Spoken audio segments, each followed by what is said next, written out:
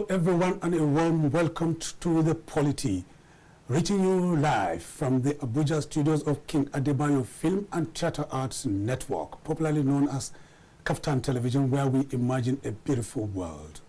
The Polity is a program that takes a deep dive into unfolding political events within Nigeria and even beyond the shores of the country. My name is Macaulay Honohashi, welcoming our esteemed viewers from around the world for joining us this auspicious afternoon on the Polity. It promises to be a roller coaster ride this afternoon because we're taking a look at unfolding events within the political firmament.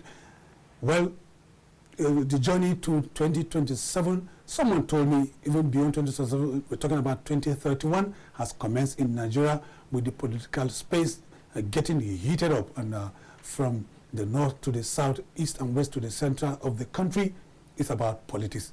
Even though it is unfolding, all events are unfolding in the midst of insecurity, security challenges that has ravaged many parts of the country. You're talking about banditry as well as kidnapping for ransom in the northwest, as well as herders attacks, alleged herders, herdsmen attacks in the north central, in parts of the north central, particularly Benue State, and talking about Kwara State, where scores have been killed and houses razed down and thousands internally displaced in their own communities. We're talking about, marauders invading communities in Plateau State, where the governor described it as genocide and ethnic cleansing, as well as his visit to Abuja, the nation's capital, where he had closed-door meetings with, service chiefs led by the Chief of Defense Staff, General Christopher Musa, and then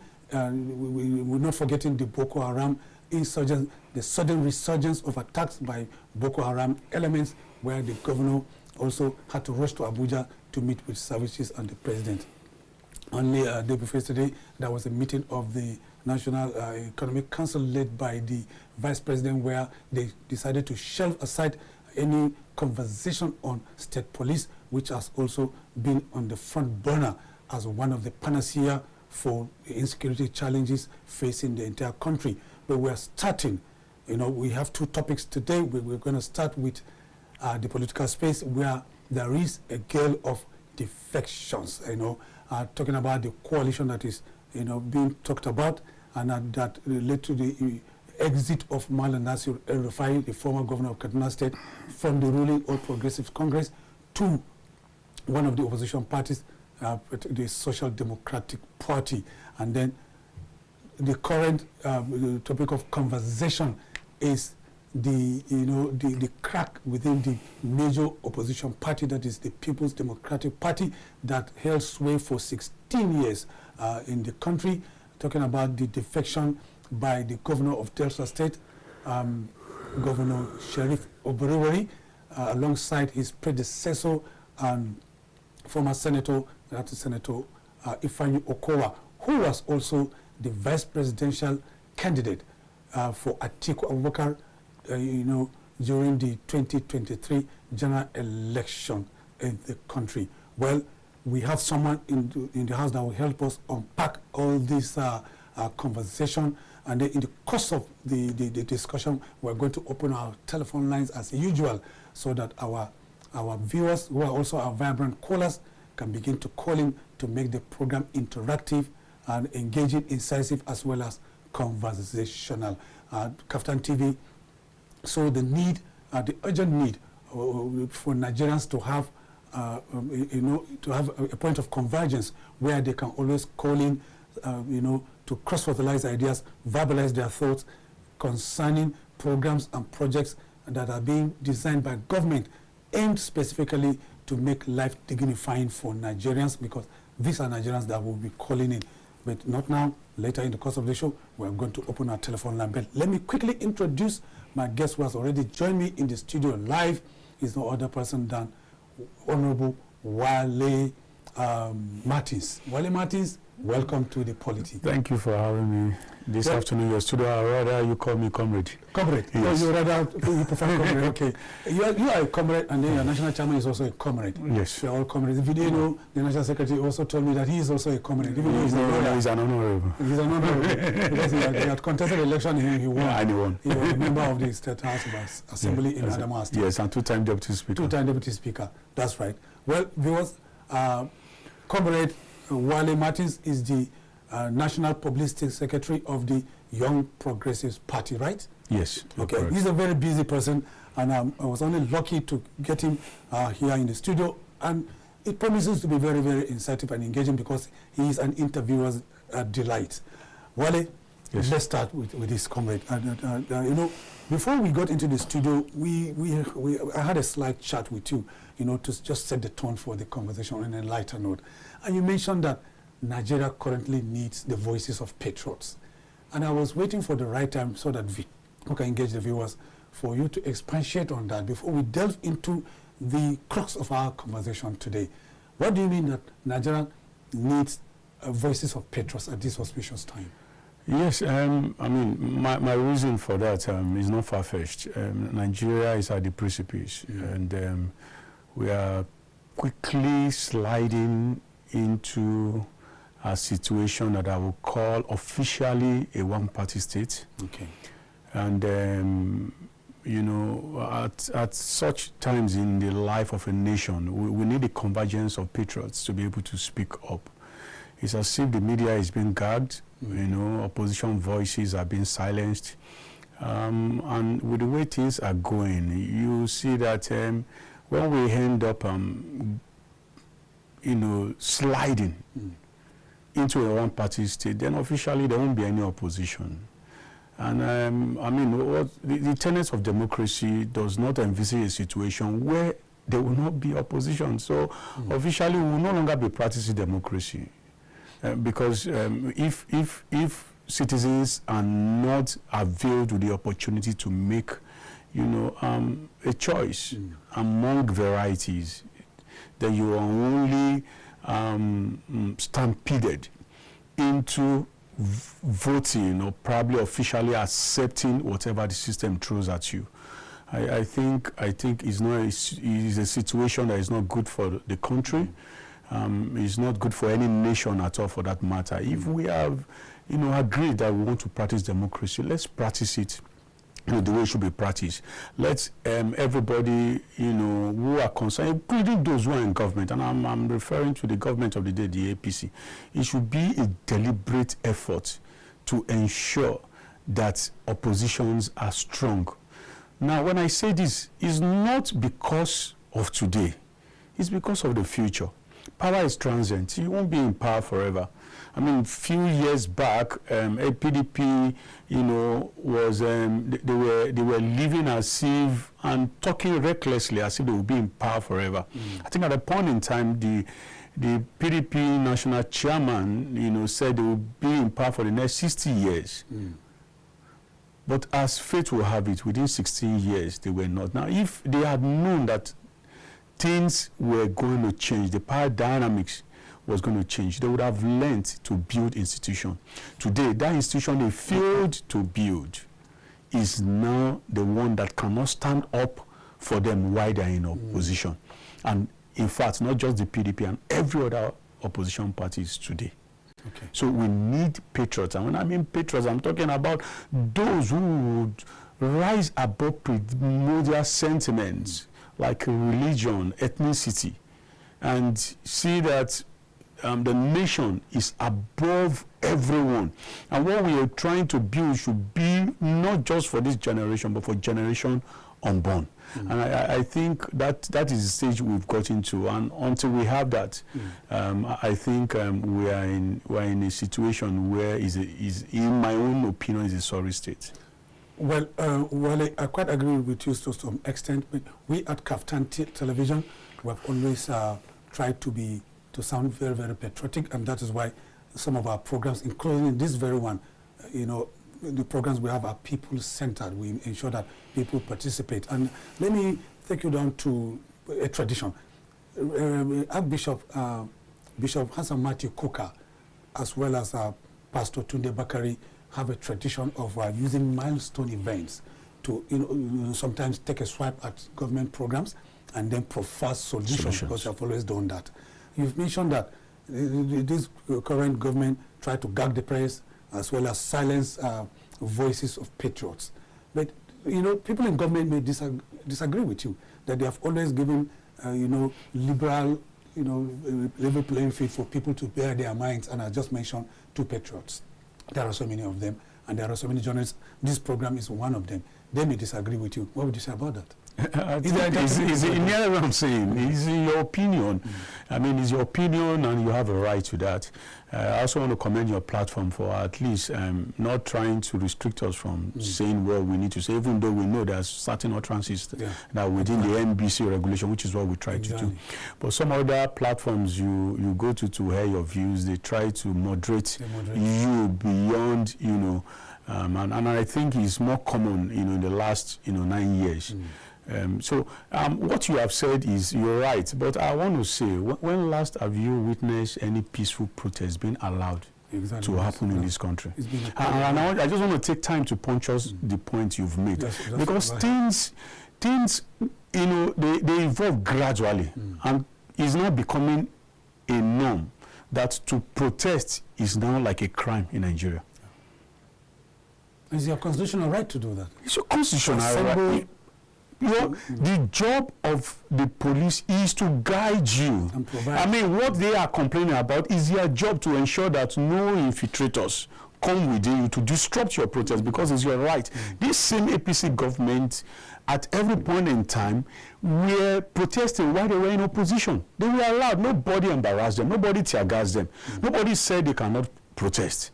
So they heard their legitimate views, and it was accepted. And at a point in time, even the government of the day were being insulted, and nobody tried to guard them at any point in time. But this time around, you try to protest is prohibited. When you want to talk, even the media, because it's as if they are complicit too. The media is complicit, because they try to, you go and take statistics of the number of media houses that have been fined.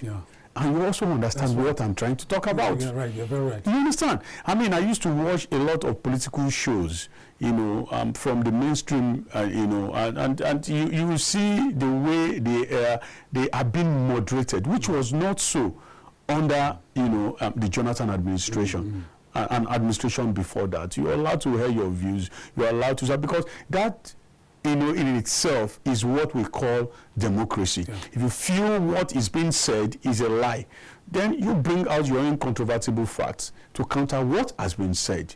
And that also we put the government on their toes. We want fact for fact. I knew how vociferous this Lai Mohammed was when they were in opposition. We knew the names that they called Jonathan, they called the wife. Yet everything didn't fall. Nobody was talking about the issue of respect. So what has suddenly changed? So these are some of the things we're talking about. And as you see the way it's moving, that is why you see this current gale of defection that is rampant. In fact, those who are warming up to join the ruling party, I'm talking about the governors and those National Assembly members, those who are warming up to join the ruling government, the ruling party, are even more than those who have moved. In the House of Reps, in the Senate, a lot have moved from, their political parties upon the platform which they won election without any media frenzy. Silently, some of the media houses, it's as if sometimes as if they've been guarded in such a way that they cannot even come up with some of this news. So nobody even knows until such a time that. But we, those of us who are active in the political, terrain, know this. Now look at it. Now, nothing just happened without a reason. Why are they suddenly defecting? There's a saying that a witch, cried and the child died the next day. Who will not suspect that it was a witch that killed the child? So what we're trying to say, look at the pattern. It's a pattern. Just an Okoa was invited by the AFCC over a period. We knew that in the media, yes. You know, for questioning, you know, he was hounded, he was harassed. We don't know what the dealings would have been. And the next thing today, the governor and the Okowa and all the PDP structures suddenly what? Decamped. I mean, look at all those in the House of Reps who have also decamped. Look at those in the Senate who have decamped. Go and trace some of these decampees. And it will be traced to an harassment by the EFCC. EFCC, as an agency of government. Government. That should be independent and work dispassionately, now turning into a tool of political blackmail. So these are some of the things that the honest truth we need to tell ourselves. We are not, I mean, we shouldn't be silenced into, you know, telling ourselves the truth. I mean, I'm of the firm opinion that we expected more than what we are seeing. But in my own opinion, I'm also not surprised. I'm not surprised because, I mean, what were you expecting? The current president was the former governor in Lagos State. And his hegemony has lasted since 1999. And Lagos State has officially turned into a one-party state within that period. So those who voted for the president, what were they expecting at the national level? Okay, well, comrade, we are all watchers of unfolding political events in Nigeria for quite a while. You and I know that you know, the current minister of the Federal Capital Territory, Nyesom Wike, was initially the biggest funder of the opposition party, the PDP. But when he fell apart, you know, on the basis of the primary election that took place, that, you know, saw the emergence of Okowa as running mate to Alhaji Atiku Abubakar, former vice president. You know, Okowa was said to have become the biggest funder after Wike had exited. And after he left, it wasn't his money. It wasn't from his own personal pocket. It wasn't from his sweat. Certainly, he was being accused of, putting his hand in the kitty of the state to fund the party. And he was not probed by his successor, who was also like a protege. He supported him, you know, to ensure his emergence. And many people are saying that was fundamentally the reason why he's moving to the ruling All Progressive Party, you know, to get soft landing. But, you know, there's a similar incident there. Current Senator Oji Uzo-Kalu defected to the All Progressive Congress, the ruling party, but he didn't get the succor or the soft landing that he wanted. Do you see the same thing playing out? How did he not get the soft landing? Well, they are still. Is there any case against Senator Oji Uzo-Kalu? They want to unearth the. Forget the media razzmatazz. Forget the optics. You know, they should stop deceiving Nigerians. You know, when it comes, you know, even the former chairman, national chairman of the ruling party once said, and I'm quoting Comrade Adams Oshiomhole, he said it. He said, once you defect, you are now, your sins are forgiven. Your sins are forgiven. And we've seen this pattern over time. It's just a natural. I mean, why do we play politics with things that are very, very fundamental? Now let's go to where the problems are. Now, one, why should the funding of politics or political activities be from the coffers of government? Of governments, exactly. Or even governors. Where do they see the money? These people don't spend their money. No. They don't spend. Nobody will be spending his personal fund recklessly the way these politicians spend money. No. So that should be what we should address. The cost of governance. And that is why you see a budgetary allocation in most of these states where they will allocate close to 70-80% to recurrent expenditure. And probably 20-30% to capital expenditure.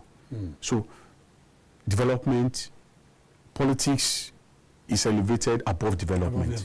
So what is the essence of politics itself if it's not to provide development? Exactly. So the honest truth is you can't overrule this pattern. It's something that is there.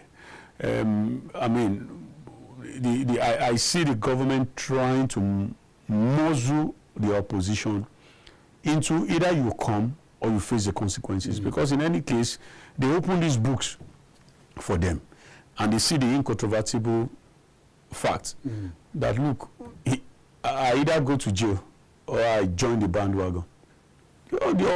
This thing is left to you. And in any case, were they actually in politics to serve the people? The answer is no. Over 95% of our politicians since 1999 were never into the business of politics to serve the people. The people, no.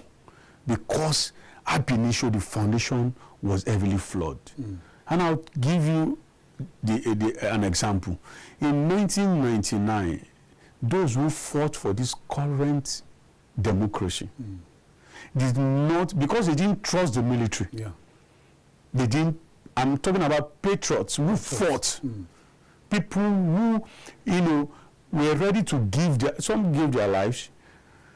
At a point in time when because they didn't believe the military, that the military, was going to keep to their words. So, hence, most of them were not really partakers. And in any case, the military skewed the political system in favor of these charlatans. And from then on, we've given birth to chunks of people who are entitled politicians. So the system ab initio was flawed. I felt what the military would have done at that point in time was to help us with a people's constitution. Yeah. And the people's constitution would have helped us in such a way that it would have ensured that those who are coming into government as leaders are servants, and not the other way around as we have it right now. But the military already packaged a constitution that empowered tyrants in military uniform. That is why you see the president of the Federal Republic of Nigeria as one of the most powerful presidents in the world by reason of the empowerment of the constitution. How do you just remove a sitting governor that was elected just like you were elected?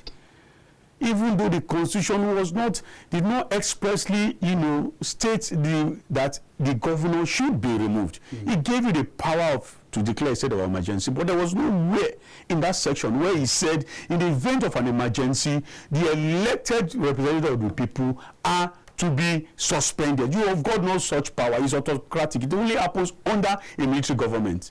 And even though Jonathan, who was more liberal and more level-headed, corrected what Obasanjo did wrongly. With his actions. Yeah. With his actions. Exactly. Because he declared state of emergency in like 3 states. And he didn't remove the elected representative. One who felt a Democrat, a passive Democrat, would have told that line in ensuring that you do not abuse your office. You do not abuse power. You uphold the tenets of democracy. But for political exigencies and whatever may be the reason, they felt they also needed Rivers as a state. Okay. How worried are you? Let me ask you this question. How worried are you as a young Nigerian, as a patriot, as the National Public Secretary of one of the opposition parties, the YPP, that Nigerians will become members of a political party? They will be accepted by the political party.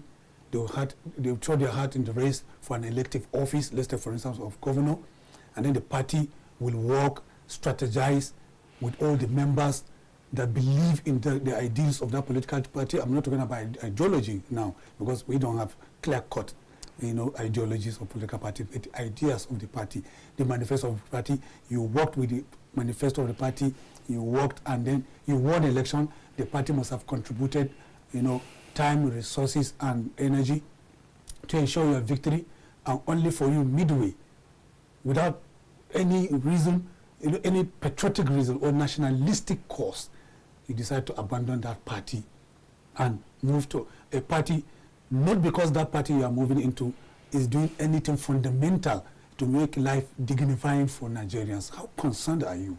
Very, very concerned, honestly. Macaulay, I will tell you that I am disturbed. And because I was also part of the student movement that fought for this democracy. Okay. And that is why I said those patriots who fought for this democracy were not part of the system. And even when the Obasanjo administration came in, he also didn't make any effort to ensure that we got a proper constitution. Today, what he failed to do is now haunting the country at large, and he kept on writing letters and trying to castigate, the monster. He also was part of those that created, created. No, I think I'm not just the one that is worried. We're all worried. Our party also happened to be a victim. We had our only senator also decamped before the late Senator Ifeanyi, before he died. And we also have some House of Reps and House of Assembly members who have also, decamped, depleting our ranks. And so many other parties that have also suffered similar fate. Now, I also want to disagree that there is no ideology. You understand? The problem is not with politics. The problem is people who are the practitioners. The politicians. Yeah. They are the problems. We don't love obeying rules. That is the problem. And why? Because there are no deterrents. And where there are deterrents, these practitioners are not ready to implement the deterrent. And in the event that we now see that, these deterrents are not strong enough, they are not willing to make necessary amendments to ensure that the deterrents are very, very stringent. Now, I'll give you a good example. Go ahead, please. Now, these people who are moving from one party to another, especially in the legislative arm of government, where it's clearly stated in the Constitution that when you decamp from the platform upon which you won an election into another party, you automatically, forfeit your seat. However, there's also a precondition upon which when you decamp can be valid and may not necessitate that you lose your seat. That is upon when there is a problem in the political party, when there's crisis. Yeah. And it's not just crisis at the local level, it's at the national. At the national, exactly. At the national level. Clearly spelled out. Now the Constitution went further to also say at the event of that either the principal officer, the presiding officer, in this case could be the Senate President or the Speaker, will declare that seat vacant. Now, sir, if those who are decamping into your party and swelling your ranks, it's an advantage, political advantage to you, but never a political advantage to the nation. It's not in the collective interest that anybody is decamping to the ruling party. It's not. So, how would they, in all honesty, declare that seat vacant? That's right. When in the first place they were even responsible in orchestrating that charade. Exactly. So, absolutely. You can see in this, and that is why, as a party, we also were instrumental in also giving our own recommendation in trying to solve these problems. We were working with the Inter-Party Affairs Council where we sent in our own recommendation and say that, look, let every condition be what? Deleted. Deleted, yeah. From the Constitution. It should be automatic if we must grow the system. We need to commit class suicide. We need patrons that will have to come up and say, no, it's not because of me. Where were those who were in the House of Reps in 1999? Those in Senate 1999? Where are they today? Some have died and have gone. Look at the mess of a country that they have given to us because they failed to be patriots and do the right thing today. And their children are suffering it. Yeah. And their children will still suffer it if it is not corrected today. And that is what we are saying. Law should not be made just for your own political convenience because it favors you now. Who says you'll be alive tomorrow? Or who says you'll be in power forever? So these are things we need to start, I'm thinking, to look beyond. We want to build a nation for God's sake. Are we not envious of countries that are built where our young Nigerians are running to today? Look at the Jekpa syndrome that has been made so popular that even the Oxford Dictionary had to adopt it as a vocabulary in the dictionary. Okay. Why? That's a question. Very, very big question. I mean, so at this juncture, we have galloped for about 30 minutes, half an hour. That's half an hour, and I would like us to tag along with our viewers who are our vibrant callers. So as such, we're going to open our telephone line so that they will begin to call in. It's right there on your screen, please. As usual, do call in, tell us your name and where you're calling from. If we don't have your data on our data bank, and it's because it is your show. Now, in the wake of the defections by the governor, the current governor of Delta State, Sheriff Oborowori, and his predecessor, Senator Ifeanyi Okowa, the leadership of the party, the People's Democratic Party, convened a press conference. They had a meeting and then addressed the media, where the acting chairman, Damagun, sadly expressed disappointment, and he was looking so distraught, during the press conference, where he did mention that it was not expected. They didn't expect that. Well, I ask you the question based on morality, where you use a platform to get to where you wanted, just as a vehicle of convenience or utility vehicle to get to destination, only for you to keep the vehicle aside, and not even in a garage, just outside, and then enjoy your stay until when you need the vehicle again. Beyond, mere condemnation and expression of worry, what do you think a party can do for such, ingratitude? And that is just honest. That is the dilemma we found ourselves.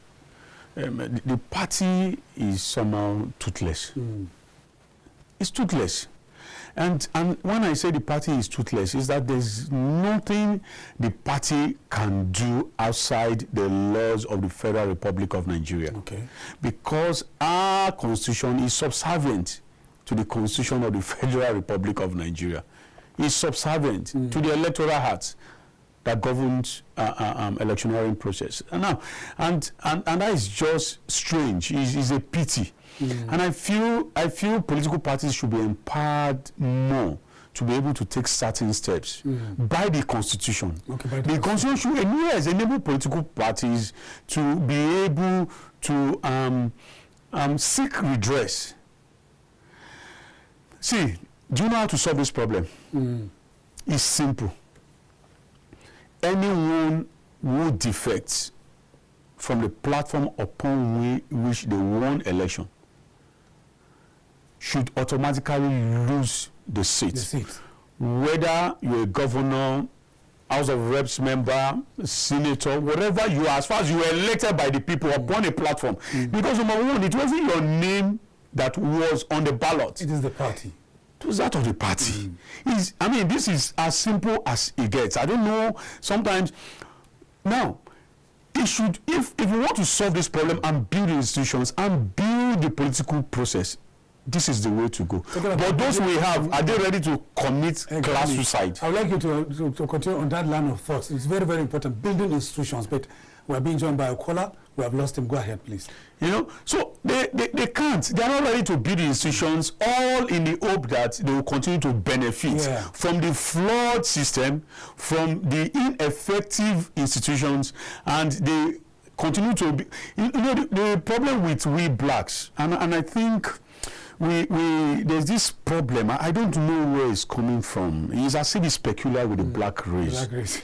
And probably the only person trying to now make us to have a second thought is the current president of the United States, who is also, you know, who also, you know, is trying to display some traits of, you know, an African dictator. You know, in some cases. So I think there's something fundamentally wrong with us as blacks. And I want to say this with all sense of responsibility. We no apology to anybody, because we are not ready to build our nation. We admire other nations, but we tend to forget that these people made sacrifices for their nations to get to where, you know, they are. Our politicians know what to do to correct things that are wrong in the system, but they are not ready to do it.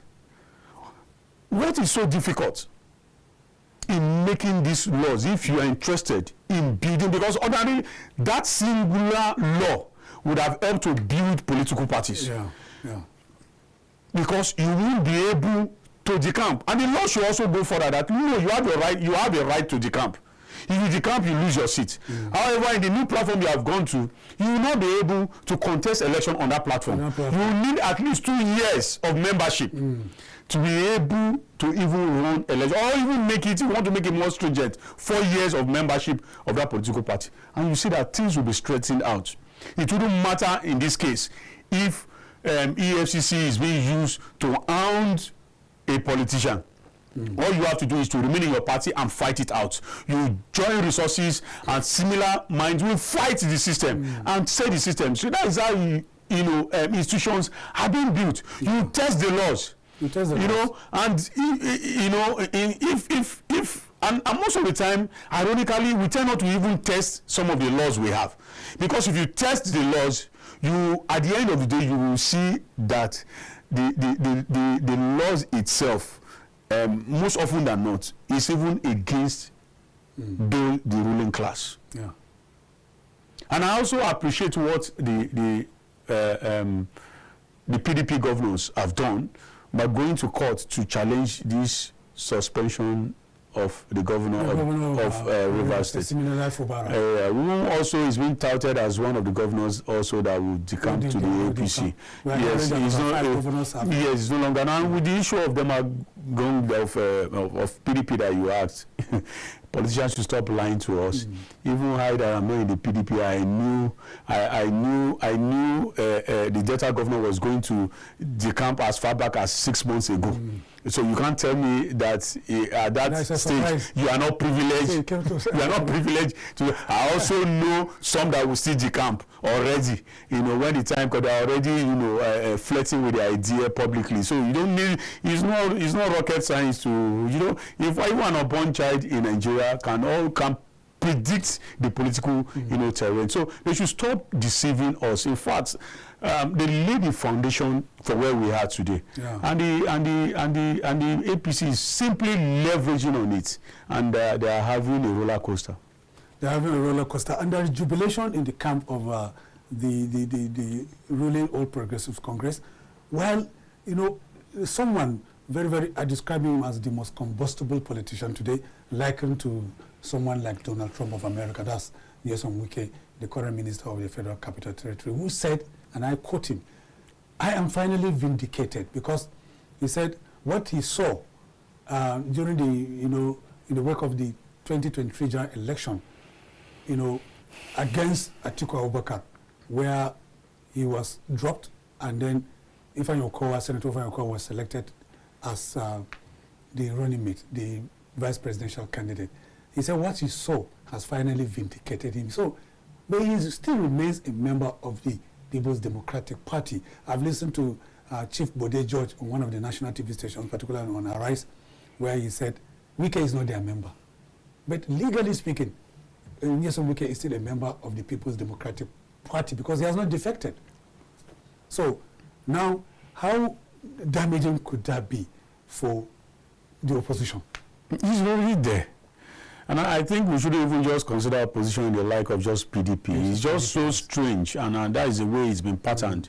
Also, part of the flaws is the removal of funding of political parties, from the constitution. Before now, political parties were being funded, and the rationale for doing that by those who did it was on the fact that there were so many briefcase political parties who, registration of political parties who became a business, for jobless, politicians. And I now say, look, that itself is not reason enough for you to say you want to defund political parties. No, it's not. All you need to do is to structure the system in such a way that only political parties that are accountable, transparent, you understand what I'm saying? There should be criteria for what? For assessing this funding. Okay. We'll continue on that, the funding line. But let's get this caller. He's been trying to reach us since. Sorry, for the phones are epileptic, and that's what we're talking about. A country that is functional should have a faultless and seamless connectivity. Basically, we are in a country, we are paying so much for tariff, we can really hardly get through with our telephone calls. Please go ahead. I just wanted to make that clear. Good afternoon. We can barely hear you. I'm talking about the tariff. Good afternoon. Can you hear me? Yeah, go ahead. KAFTAN TV, we're on live. Yes, I'm enjoying your conversation. We appreciate you for calling in. Please go ahead. My name is Engineer Femi. I'm calling from Delta State. Delta State, Engineer Femi, go ahead with your contribution. You see what is going on in the political system today. Yeah. The politicians, they are just after for themselves. They don't care about we the masses at all. Okay. For some couple of months now, you will see that the former governor of Delta State, Bukowa, was invited for some money issue by EFCC. Yeah. And the matter was swept under the carpet all of a sudden. A few months later, you will see the current governor giving the body language on national TV, saying he likes the president's work, that. The fact has already been there that these politicians are after for themselves. If you are not for the ruling party, if you are for the other political party or any other political party, they will wish hunt you. So what is going on now is that I would suggest that the National Assembly should make a law that any politician that defects from his current political party should leave the occupied seat, to vacate his seat. Because now these politicians are just having fun. The political parties that brought them in, they don't care, they just dump them as if they are rubber stamps. And there is nothing anybody can do to them. Thank you. They amount to so much power and arrogancy. Thank you, Femi. It's a very big shame to our democracy. It's a big shame. It's a big shame. I align myself with you. Other people from other countries are watching us. And what is the legacy are we going to tell our children that Nigeria now, and this present dispensation now, we are turning into one political system. No opposition. How will they be able to guide the present government? Thank you, Femi. We appreciate you. It is a pity. He spoke your mind. Exactly, you have addressed that issue already. But you're on a line of thought. On a line of thought of funding political parties, exactly. And I'm just trying to create a nexus, why we got to where we are, where we see powerful politicians who steal state resources to fund political parties. And I said, look, there's been a defect before now. I mean, if you were funding political parties, I mean, funding political parties isn't just, you are trying to build institutions too. Exactly. And if you feel, okay, it's being abused, you don't throw a baby with the bathwater away, the baby with the bathwater. No, you look at correcting, and it was deliberate in any case. Keep the baby. Exactly. So you would have just looked at the model which, help civil society that get foreign funding, survive. Yeah, exactly. Replicate that template with political parties. Okay. And ensure, do you know what funding would have done? It would have helped political parties to be more strategic, because such funding will be tailored towards political sensitization, political education at the grassroots. It's capital intensive. Let's not deceive ourselves. Politics is about money. So that no individual can come and hijack. Exactly, state resources and begin to fund a political party. That's why nobody campaigns anymore. They don't care about the people. On the day of election, what they've done is to weaponize poverty and ignorance. Do you know the number of out-of-school children we have? They are not concerned. Have you seen the state of emergency declared on education, where you have over 19 million out-of-school children, and it's not a worry for the government?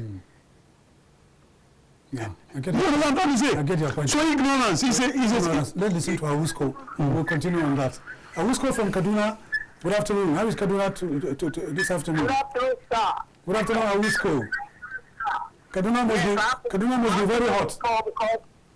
I have to make this call so quick because we only get light 2 hours per 24 hours. Okay, are you on? Make this call too early.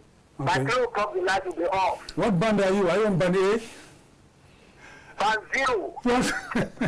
Awusko, how are you coping with the heat? Well, the heat is so intense. Okay, I'm here. My windows are open and the fan is your windows are always open whenever you call in. Well, Comrade Wale is here with me, so let's hear your views. Yes. You see, the Gale of defection, Nigeria is gradually turning into a one-party state. And they are happy. Which is not going to be good for our democracy. Tinubu was supposedly, let me say now, a pro-democrat. These are guys who fought the military in conjunction with people like Ganifa Army and other civil rights movement. I thought Tinubu would tread on the path of fighting for the masses of Nigeria. But I don't know, when they enter this Aso Rock, is there some spirit that manipulates them to be looking at their own self rather than the people that democracy is supposed to? It's really sad. We will not allow that. Therefore, they should not hear TV to hunt people into APC. I'm asking the opposition to arise and amalgamate, join together, and never allow this thing. It will not be good that Nigeria become one party system. It can never happen. So our politicians and the opposition, please come together and rescue this country. Because we are sinking to an abyss. They don't whatsoever they want, and nobody to challenge them. It's not good.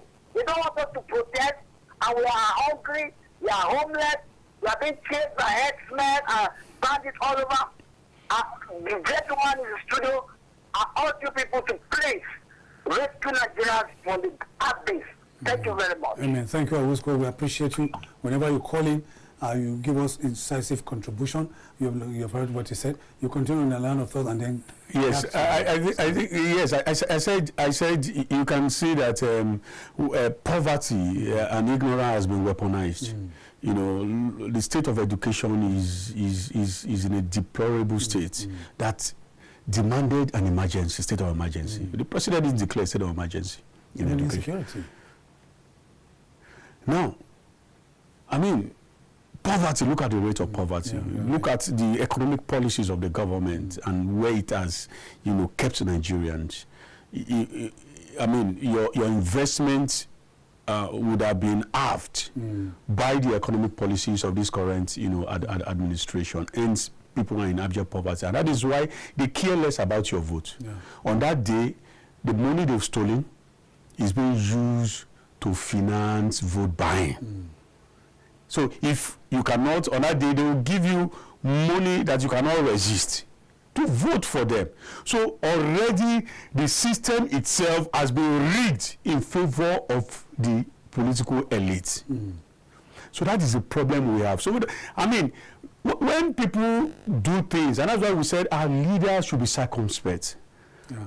Let them think about the nation. What they are doing is they are destroying the nation, and by so doing, destroying themselves. Okay. And they don't know. Talking about that, 2 weeks ago, the governor of NIGCOMSAT, he's a clergy. He's a member of the clergy. He's a pastor.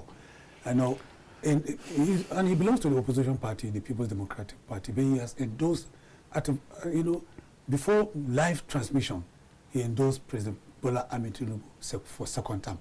You're talking about the love for the country.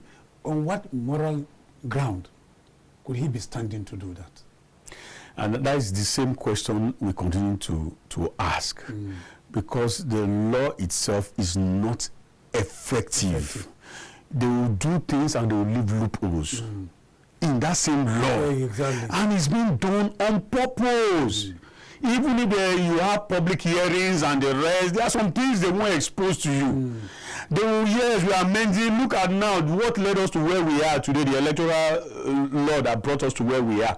The IREF, where INEC was so confident that there won't be issues, that our votes will count. At the end of the day, what happened? The same transmission that worked for Senate and House of Reps didn't work for the presidency, for election of the president. Same system.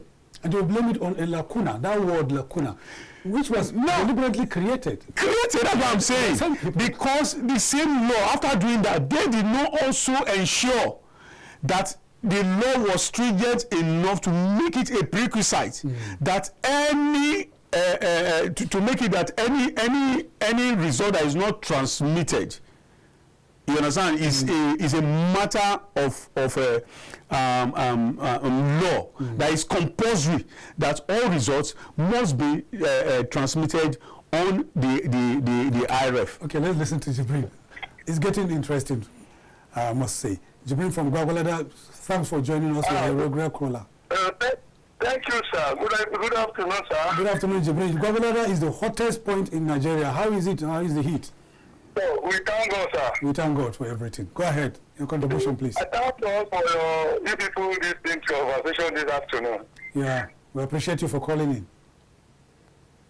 When one party system, at the end, it will come down to what we call anarchy and lawlessness. All those three form, instead of EFCC to follow them, I think Oshomo they say something. Once you root, you join APC, your sin is forgiven. Yes. And that is what we are doing now. Only we know, by the grace of God, APC will change Nigeria. Thank you, sir. Because they have a good ideology party on the ground. Okay. Thank you, sir. I'm grateful. Thank you. We're grateful too. That's your opinion. And that's the beauty of this program. We accommodate divergent shades of opinion. Yeah. What else we say is the APC is going to change Nigeria because they have a robust program. Go ahead, Onya. I thought I heard ADC. ADC. Because he criticized APC. I heard APC. Okay, maybe he was being sarcastic. I think maybe he was being sarcastic. Yes. We will come back again to expatiate. Further. Let's take this next caller before we come out to the studio. Hello. Good afternoon. You're on to the polity, please. Go ahead. Go ahead, please. You're on. No, he doesn't want to say anything, so let's go ahead. He could be sarcastic about it. Yes. Let's go ahead. Yes. The moral high ground I was talking about, Governor Umo, suddenly he's still within his party. He's just like that's what I'm saying. No deterrent. No deterrent. And that's what I'm saying. Even the party is not empowered enough to be able to punish him. Exactly. They can't, because they are funding the political party, which should not be. Exactly. You know what I'm trying to say? I mean, just as the federal government, the what is it called, the state government and the local government is drawing funding from the coffers of the state. I'm talking in this federation. Yes. Political parties should be drawing funding with conditions. Yes. Because that is how to build institutions. Now, maybe in the long run, when political parties are strong enough and have grown, ideologically, then you can now begin to cut off this funding to the political party, but not at the stage we are, because what you succeeded in doing is effectively legalizing corruption. These individuals cannot use their personal funds to what? To do. You have made politics so attractive. And I think that is where my argument is coming from. In the long run, is for the benefit of the state. Otherwise, if parties were to be autonomous and strong enough financially to be able to carry out their programs, they will call off the bluff of somebody like this. Exactly. Yes, they'll call off the bluff and they will query, they want to know, because this clearly is anti-party. It's anti-party. And according to the constitution of every political party that I know that I have read, it is clearly stated that anti-party demand, though they will give you fair hearing, but there are conditions, either you are suspended exactly, or expelled. Or you are expelled. Not two ways about it. But they know that the party cannot. Because this same man, it will surprise you, may be one of the largest funder of that political party. We should not be. At the end of the day, who is losing? The country. I think I have a very, very valid point there, but let's take this caller. You have a very valid point. I align myself with you 100%. Two heavyweights are endorsing President Bola Ahmed Tinubu, but they still remain within the People's Democratic Party. Is wrong. It's very wrong. Very morally wrong. And legally wrong. In all ramifications is wrong. You can't be on a platform. If it's an insult, it's an insult. It's an insult. It's like you are declaring love for another country, and then you call the bluff of your country declaring love for another country. That is treasonable. So I think there's a need for us to really look at this system that allows this shenanigans among our politicians and correct it. But the current class of political elites we have, are they ready to commit class suicide? One of your callers said the National Assembly should make laws. I said, I'm asking, which National Assembly will make laws? Up till now, we are not even talking about correcting the flaws in our electoral law in 2023. Nobody is even talking about it. Now, maybe 1 year before the election, that is when you see sudden, reawakening. And meanwhile, that is what, this whole thing is not even the most important. The anti-campaign is not even important. Nothing is as important as correcting the flaws in our laws. It's based on these laws that they are able to do the things they do. Yeah. That is the honest truth. Now, we should have a situation where the IRF is a matter of law.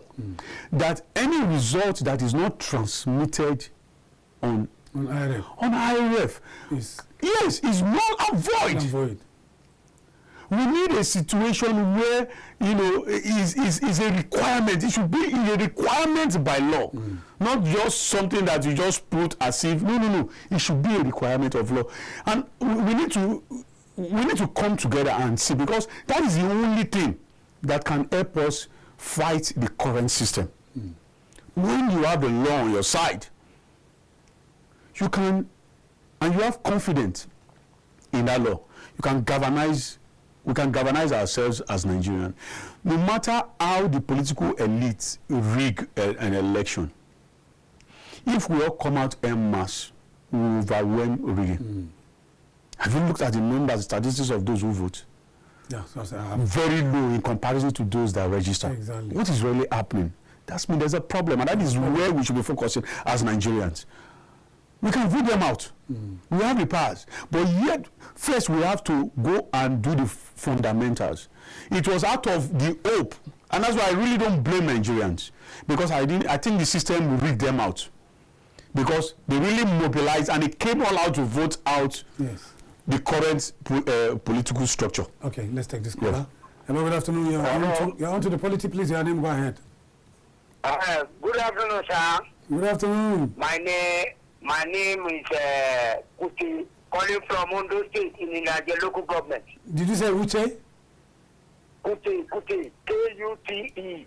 Kuti, from Ondo State. Yeah. From Ondo State. I am very, in the local government. Okay, I Kuti. am very happy to watch your program this afternoon.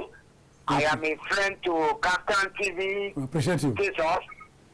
You see, I just want to contribute to your debate this afternoon. Go ahead, please. My advice to our leaders, our governor, and Mr. President himself, all we need to do is that you have to have the people that you are governing in mind first, so that everything can go smoothly. You see, and Yoruba proverb says, what shall really profit a man who gains the whole world and lose his soul?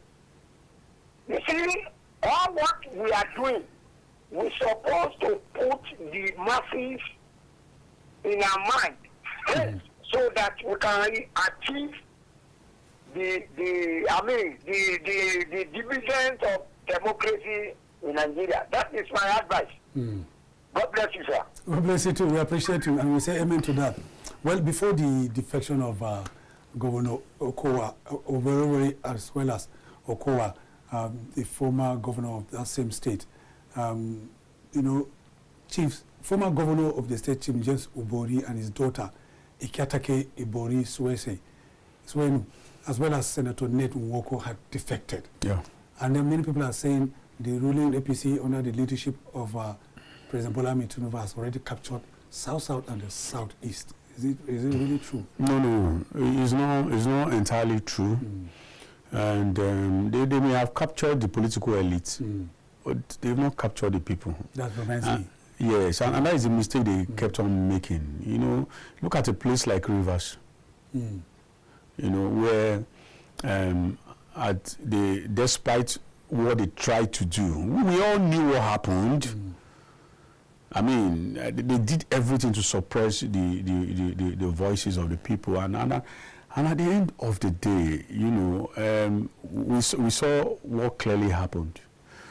So the political elites could decide that this is the way we want to go, and the masses can tell you no. They can rebel against you, and they've shown that at different points. So let the political elites continue to do what they know how to do best, which is what loot our common resources and align to continue to loot.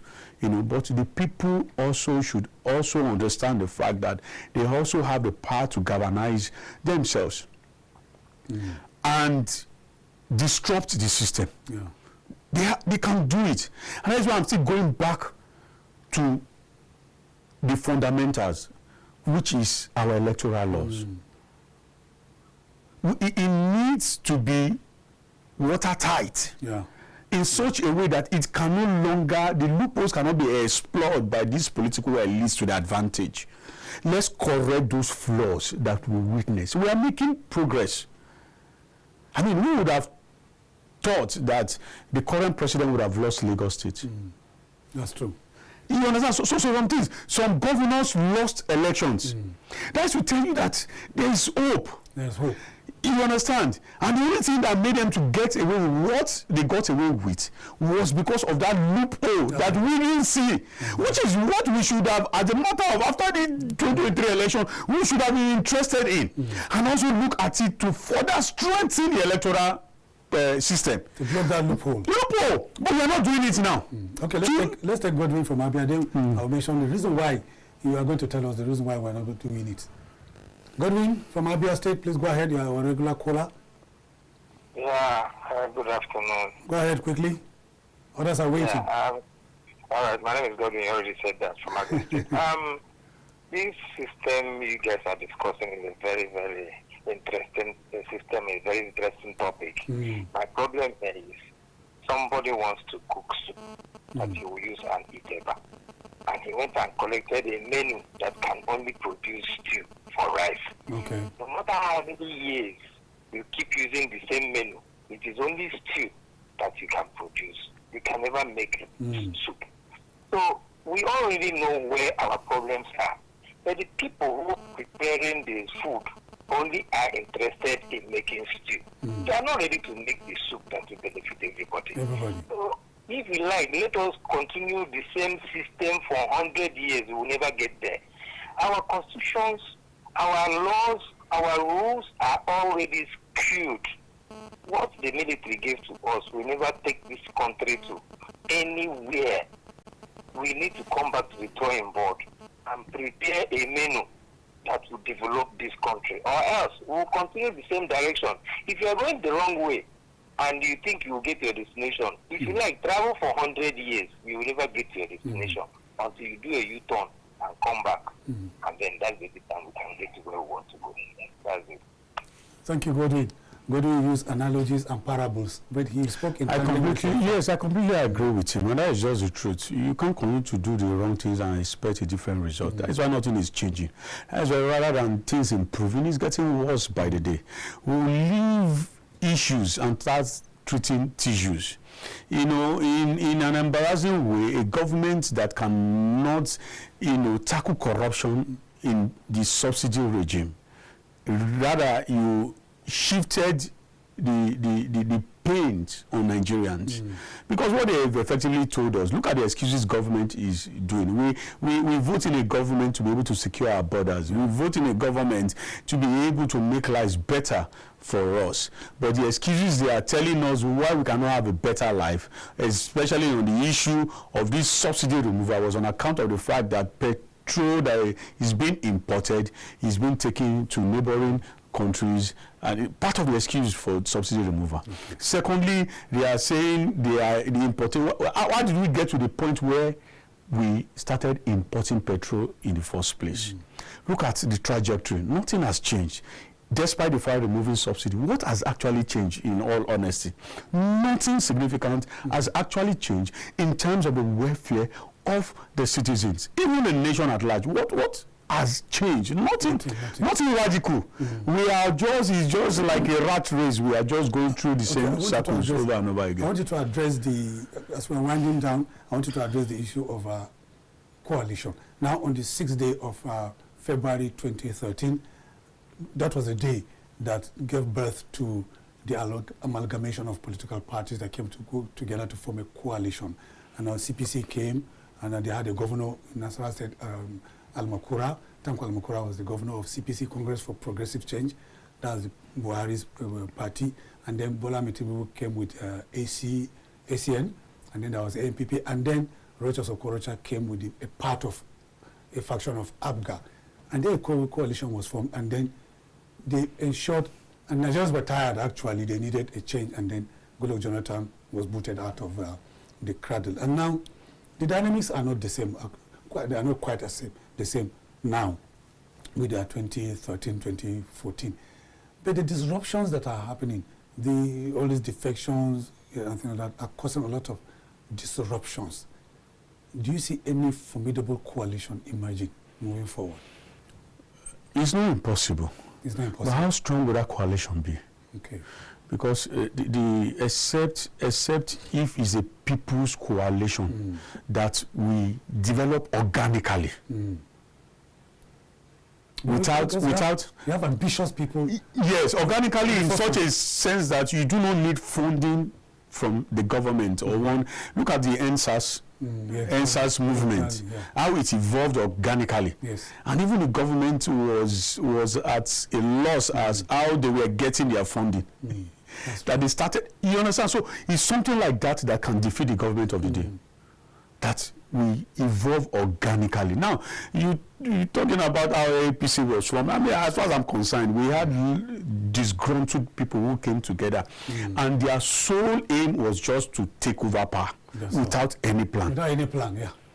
No plan at all. No vision, no vision, and it's the system.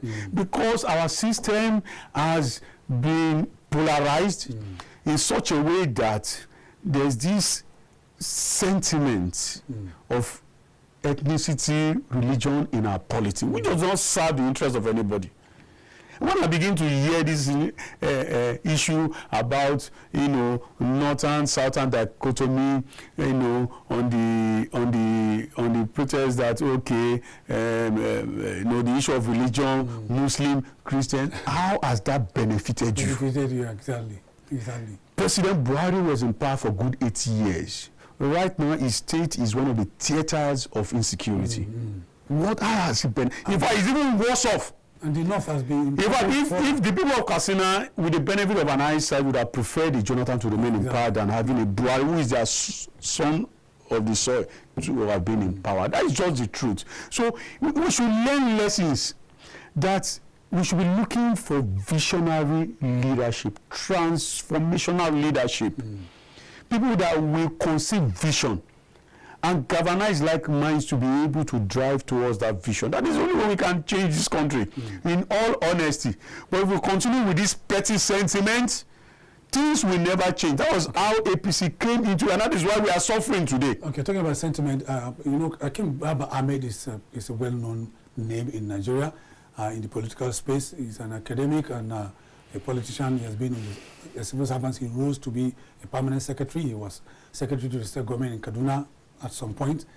You know, he just resigned. He recently resigned from the administration of President Bola Tinubu as a political advisor, you know, in the office of the vice president for personal reasons. And 2 weeks ago, he opened up for the very first time and said the North will take a decision in the next 6 months, you know, in terms of who is going to be the next president of the country in 2027. How will that help the talks, you know, the coalition talks? It also aligns with what I've been saying. Exactly. Our people need to start holding these ethnic champions responsible. I mean, hold your governors responsible, hold your local government chairman responsible. Now, it's not all bad with the president's policies. At least I'll commend him for one, which I believe is transformational and will have a lasting impact in terms of development of the people. And that is the financial autonomy being given to local government. Yes, it is. It's a very good one. I was able to do that. I mean, we give him kudos. But this is the kind of direction we would have wanted him to move. That is building institutions. We give him kudos for, reviving the Federal Capital Territory through Nyesembuke, as well as the roads, the concrete, reinforced concrete by no, to be honest, when we are already used to mediocrity. Exactly. A little ray of performance becomes something we celebrate as if, you know, you understand what I'm trying to say? It's not doing it with our money. Yes, but we want to commend the direction that at least he's doing it, because we had somebody who was there for 8 years and never even dug a drainage. You know, and you begin to wonder, that is the kind of stock you have in the APC, and you wonder, 8 years and nobody was called to question, no detail, nobody was fired. They were just returning funds because very incompetent, one of the most incompetent FCT ministers. So, of course, why would a Years of Wiki not shine? Exactly. You understand what I'm trying to say? If they've kept the template and that visionary push of a Malam Nasir El-Rufai, and each FCT minister that was coming up was surpassing the former. We would have just seen the performance of Years of Wiki as nothing, and we'll be holding him to account for, no, you've not done anything. But as it is now, I mean, what we have is like he's doing magic, you know, to us. Yes, at a point in time, yes, but I don't like when things are politicized. Yes, exactly. You know, as much as, yes, I want to give credit to David Umahi. Have you passed through our roads? I have. I travel a lot. Our internal roads? Yeah, internal roads. I mean, in a same climb, I think the man would have been fired. Yeah. Let's just be honest with ourselves. You left our roads the way they are. They are death traps. You see some potholes. It's crazy. And you went and you started a coastal road from Lagos to Calabar at the cost of 15 trillion. Imagine you injecting that money intermittently into our road infrastructure internally, and connecting, you know, all the states through rail. How that would have helped to solve the problem of our internal roads. I mean, that for a country that is perceived to be broke, that we are saying let's tighten our belt. I'm of opinion that project is not a project we should have embarked at this time. Okay. And my problem is with the timing, not as if it's not a good initiative, but with this timing where we are seeing, have you seen how much we borrow? We continue to borrow every now and then, which means we have very little resources. And I've not seen this government trying to cut down the cost of governance in any way. If I know anything, it's trying to expand the cost of governance. Okay. It's just having more ministries, departments and agencies, the Ministry of Livestock, Ministry of Agriculture. Why do you have all these duplications when a single ministry would have handled what 3 ministries are handling? It's okay. Now let's come back to the same coalition. You are the National Publicity Secretary of the Young Progressives Party. Have your party been contacted in these coalition talks? Of course. What have you said? Of course, why not? We are open to progressive coalition. Once we see political like minds, I mean, we are very, quick, to be part and parcel of such a movement, and we have our antecedents. But one thing we will not do is to be politically, muzzled, and for the purpose of political expediency to say we'll go into a coalition of disgruntled politicians. We will not. The white people will not do it. Yes, we are weighing our options, we are discussing. It's also not impossible that we go into a coalition, because the honest truth is that as a party, and we're being honest to ourselves, you can't defeat, no political party as it stands now can defeat the ruling government with the way things are currently. The way things are. There must be. I like your honesty. No, why should I come here and deceive myself? Posterity will not judge me right if I come here and start telling you. Even you yourself will know that I'm not telling the truth. So we will need a formidable coalition of like minds who are ready to commit class suicide, number one. And by class suicide, I mean your ambition is secondary. Yeah. The priority is saving the nation above your own. That's why if you have to give up your ambition as a politician, you give it up for the sake of this common goal. Then the white people will be willing to be a part and parcel of such coalition. Members of the ruling All Progressive Party will be so excited hearing this directly from you, because the people at the forefront of these coalition talks are highly ambitious people.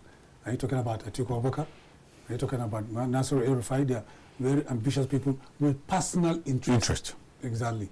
So now, what would you advise people like Atiku Abubakar to keep their personal ambition aside? I think he's over 70 years old now. He's over 70. What legacy would he be leaving behind for the current generation and generation coming after him? I think that is what they should be looking at right now. I mean, the ambition, this overvaulting ambition of Atiku Abubakar is responsible partly for why they were unable to defeat the current administration. And they know, and it's just logical. You just add the votes of Atiku Abubakar and that of Peter Obi. Do the math. Okay. And you know by a wide margin they would have defeated the current, because he had the president, Bola Ahmed Tinubu, had 8 million plus votes. Yes. Atiku Abubakar had, if I'm not mistaken, I think he had 7 or 6 and like that. So, but I know if they had merged their vote, they would have been having like 13 plus million votes. Now look at the gap. No rigging from APC would have made them to defeat that coalition. But, well, maybe would it have been a blessing in disguise?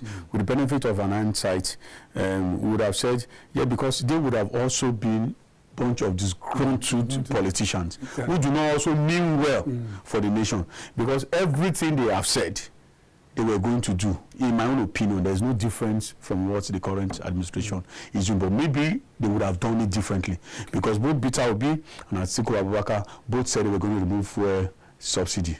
you know, on the issue of forex too. I think they also, you know, I think I'm not so sure, so I wouldn't want to say what. I think they were also going to float the currency, but maybe in the manner in which it was being done, they would have done it just to give reprieve to Nigeria with a human face. This one is not being done with a human face. So the fact is this: if I were to be in their shoes, this is what I would have done. And maybe that's why probably I'm a different species. I'm a moderate man. I have contentment. I mean, what is it in this life? Some people, you know, that I was born with, they are no more. They are dead. That I'm alive today is only by God's grace. It's a privilege. This Atiku Abubakar was 2 times vice president of this nation, for God's sake. What could he possibly have asked for that God has not done for him? So he should be looking at the nation right now, and all of them going to be so-called fighters of this world. The only way Nigerians can begin to take them seriously is for them to jettison their ambition and look for credible individuals to support. Where I think that can be a rallying point for Nigerians, but not this current set of leaders. There's no difference between them and the current president. Okay, I have 2 questions for you before we finally call it a day. The last time your National Secretary was here, Honorable Vidian Obame, I asked him the same question I'm going to ask him. And I asked him that the YPP, Young Progressives Party, your own party, it seemed to be a bit quiet. You're not making, there's no razzmatazz around you, you know, and he said, no, you people are strategy. And I'm not asking you to expose your strategy. But am I right to say you're a bit quiet? No, we're not. You see, political activities are in phases. You get, you don't, at the time when you're expected to strategize and work to build organic followership, you are busy playing to the gallery. You understand? I mean, it won't work. And I can tell you that over time we've been able to build an institution that is credible. We are not perfect. And I continue to say this. We are not perfect. But I think we've been able to build something that Nigerians are beginning to believe in. And they've been able to see consistency over time. So I'll tell you that we are not quiet. What we are strategizing, we are building organic followership. Is quiet? Yes. But that strategy is what will bring a point of convergence, of like minds, to be able to challenge the status quo. Okay. This last question it will be up close and personal. Listening to you, you are quite articulate. I know your background, you are an economist, you are not a journalist, but you are very, very articulate. You must have gone to a very, very good school. And then there are undercurrents of nationalistic fervor when a discerning mind listens to you talk about Nigeria so passionate. One would have thought that you belong to a political party where you can be appointed as a board member, and this is the ruling party taking over from the same APC. They'll be going to their 16 years, and then you have decided to pitch camp with the Young Progressives Party. In the first place, what triggered your interest to become a partisan politician? And why YPP? Yeah, thank you very much. I think if you check my political history right from when I was a student, I remember you when you were a student. I participated actively in student unionism. You know, both at departmental level, at the student union level, at the National Association of Polytechnic student level, at NANS level, as well. Yes. So that's in the headlines. Yes, and for as many that knows me, they will know. It's good to build character over time. You know, and I wouldn't want to deceive myself. And at the same time, I wouldn't want to be an hypocrite. I've tried as much as possible to maintain a level of integrity and then consistency over time.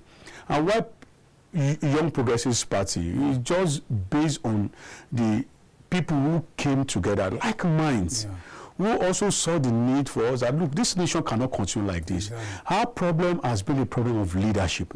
How can we begin to see how we can change that narrative? And I also believe that it will take visionary leadership to change things. Leadership, as I kept on mentioning class suicide.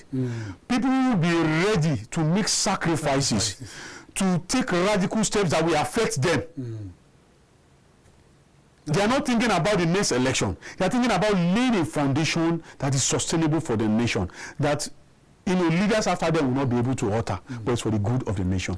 And that is what I saw in Young Progressives Party when we came together to form the party. I happened to be a co-founder of the political party, and we in our vision, we're trying to raise young, vibrant leaders without greed.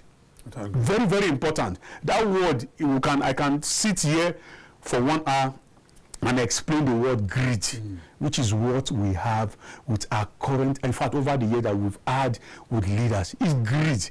Anything driving them today is been on the basis of greed, no contentment at all. They don't care what the masses are going through as far as they're able to protect their hegemony. And that is why I continue to say, what is wrong with a black man? For God's sake, what is wrong with us? This same set of people travel abroad. They carry their luggage. If you're not a president, maybe a president will have, the benefit of all those, you understand, retinue of, but very few. But as a governor, go and watch them. Watch most of these so-called people who live like, lords here in Nigeria. When they travel abroad, they are just simple people on the street. Why can't they create that same atmosphere here for the people? Okay. Is it not? Don't you know one of the ways to diffuse insecurity is empowering the people? Okay. Thank you so much. Thank you so much. Just in a sentence, how disappointed are you? Because there was this law that was signed, not too young to run. And, young people have been agitating for a place to participate in the politics. Some of them were given the opportunity. They turned out to be a disappointment. Yahya Bello is one with an allegation of 100 billion naira around him. He's 40s, he's just 48. He became a governor at the age of 40. Beta Edu is there at the age of 38. There is allegation of 38 billion naira against her. How disappointed are you in one sentence? I'll just say, look, age is not immunity. It's not immunity. Just leaves. I mean, I love that. I love so age is immaterial. And that's why when we say Young Progressives Party, exactly. Some people think it's a party just for young. No, it's for everybody because yes. Why as much as the pivot of the party is young people. It's open to everybody like minds because Yahya Bello has never been an example. Exactly. Look at even when Dimeji Bakole was the Speaker of the House. So that's to tell you that you can be young and stupid. You can be young and corrupt. It's not so in our leadership selection process, age is not the only prerequisite. Okay. We also have a line of conditions for you to be a leader in the YPP. And fundamentally, your level of greed is one of the prerequisites. Well, you are a reporter's delight, an interviewer's delight. Thank you so very much. Thank you so much. Thank you for having me. Thank you for having me. I appreciate you. Thank you. We're going to do this next week. I'll bring up a topical issue and I'll invite you. No problem. Hoping that you have the time to avail yourself. By the special grace of God. Thank you so much. Thank you. I appreciate you. Thank you. Well, we don't take our guests for granted here. We profoundly welcome them and appreciate their coming to Kaftan TV out of their busy schedule. Thank you for watching. Thank you to our vibrant callers for always calling in to make the program interactive and conversational. I remain yours truly, Macaulay Onohashi, saying thanks for being there. See you next time. God bless Nigeria. Bye-bye.